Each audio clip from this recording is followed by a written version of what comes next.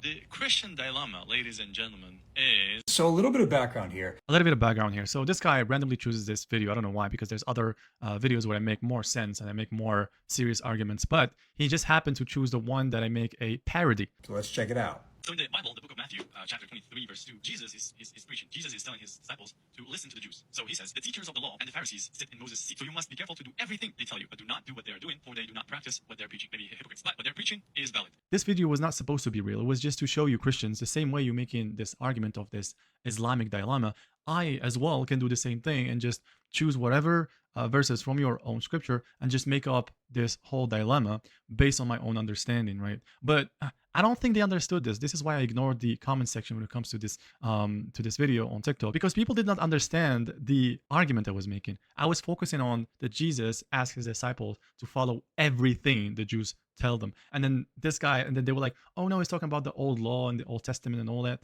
That was not my point. My point was Jesus used the word everything, right? But he does not mean everything, because the Jews saying that Jesus was not a real Messiah, that he was not a real Son of God and everything, right? The Jews were against him. By Jews, I'm talking about the Pharisees. So when he says that you have to follow everything that these Pharisees are telling you, he does not mean everything. And this is the parody that I'm talking about, right? Because this is exactly the fallacy, the Islamic fallacy that you're making. This is exactly what you did, right? And I just did the same thing. If I want to make a Christian dilemma, it wouldn't be a Christian dilemma. It would be a Christian dilemmas, like with multiple dilemmas with an S, because there's hundreds of them, and real ones, like real dilemmas that you can find in the entire Bible, right? It's not something you have to make up.